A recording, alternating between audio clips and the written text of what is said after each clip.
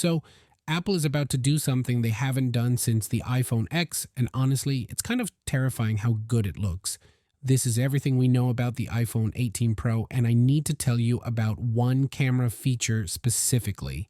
Because if this ships, it changes the entire game, not just for Apple, no, for everyone. But here's the thing, Apple already tried to ship this last year and chickened out.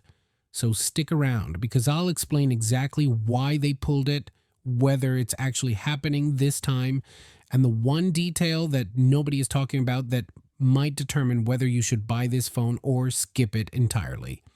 Let's set the stage. September 2026, Apple drops two phones. The iPhone Fold, which, let's be honest, is going to cost you roughly the same as a lightly used Honda Civic, and the iPhone 18 Pro, which is technically the affordable option this year. And I'm using air quotes because we all know Apple's definition of affordable is still going to hurt. But here's why the 18 Pro matters more than the Fold for most people. The Fold is a flex, it's a status symbol. The 18 Pro, that's the phone 90% of Apple buyers are actually going to use. And this year, Apple is finally making changes that feel like upgrades instead of just calendar updates. We're talking under display Face ID, a smaller repositioned dynamic island, and a camera system that works like an actual human eye. All right, let's get into it. First up, the front of the phone. You know how Dynamic Island has been sitting there like a proud little software badge since iPhone 14? Well, it's moving. Face ID is finally going under the display, leaving only the front camera visible, which shifts over to the left side. Dynamic Island stays because, let's be real, it's too baked into iOS at this point. But now it's smaller, sleeker, less look at my notch and more, wait, where'd it go? This is giving me serious iPhone 13 Pro to 14 Pro vibes. The only way your friends will know you upgraded. The front, that's it. Same phone from the back, different flex from the front. Now, colors. Apple's testing burgundy, brown, which is apparently just another shade of burgundy, and purple. So, if you were hoping for anything adventurous, congratulations, you're getting wine tones. Okay, but here's the feature I teased at the start, and it's a big one. Variable aperture. The iPhone 18 Pro might ship with a lens that physically opens and closes depending on lighting conditions. More light when it's dark, tighter aperture when it's bright. Basically, your phone's camera starts behaving like a human eyeball instead of relying on computational wizardry to fake it. And here's the real kicker. This would make portrait mode depth of field look genuinely cinematic instead of nice try software. You know that slightly uncanny edge blur you get on hair? That could finally look natural. The shallow depth of field would be optically real instead of algorithmically guessed. That's massive, but, and there's always a but, two caveats. One, this might only ship on the iPhone 18 Pro Max, classic Apple tax. And two, they tested this exact same feature last year on the 17 Pro and pulled it. So take this with a pinch of salt, the size of Tim Cook's stock options. Let's talk about what's happening inside. The A20 Pro chip is built on a 2 nanometer process. Yes, that means it's faster. Yes, that means it's more efficient. Yes, that means better battery life. Are you shocked? Me neither. Apple does this every single year and we act surprised every single time. So let's not pretend. What is actually interesting is the modem. Apple is finally kicking Qualcomm out of the Pro iPhones and replacing it with their own C2 modem. Faster, more efficient.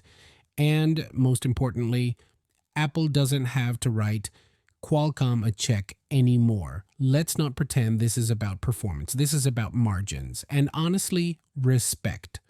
Oh, and camera control is getting a tweak. Remember how that button responds to both touch gestures and pressure? Turns out that's expensive to make and kind of clunky to use.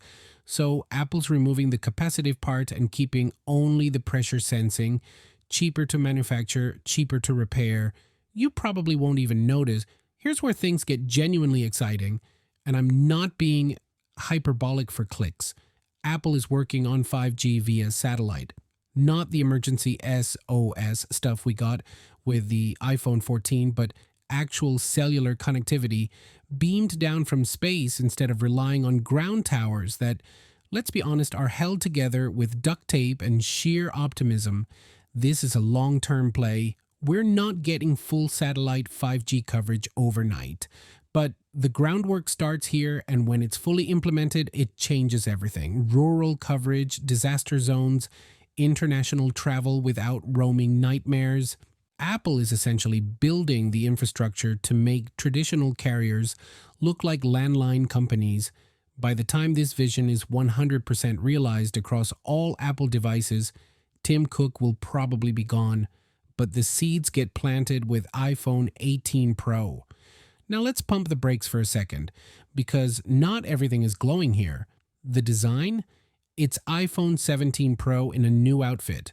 If you are hoping for a dramatic redesign, that's the Fold's job, and that comes with the Fold price tag.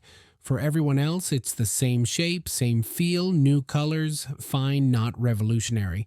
The variable aperture is the most exciting camera upgrade in years, if it ships. Apple has a habit of teasing incredible features in the supply chain and then pulling them at the last minute. We saw it with the 17 Pro. Don't pre-order based on rumors. Wait for the keynote and the whole cheaper option framing. The iPhone Fold is going to cost as much as a used car. Saying the 18 Pro is the affordable choice is like saying a $1,200 steak is the budget option at a Michelin restaurant. You're still paying Apple prices. So here's where I land on this. If the variable aperture makes it to the final product and under-display Face ID works as clean as it sounds, the iPhone 18 Pro could be the most meaningful upgrade since the X, but could is doing a lot of heavy lifting in that sentence. If you're on an iPhone 15 or older, this is probably your year. If you're on a 17 Pro, sleep on it. Wait for real-world reviews. The satellite 5G stuff is a slow burn. You won't feel it immediately, but your grandkids might thank you. All right, now I want to hear from you. Do you actually care about a variable aperture, or is under display Face ID the bigger deal? Drop it in the comments. Let's argue. And if you want to see how this stacks up against the Galaxy S26 Ultra when those leaks drop, hit subscribe. I'll see you in the next one.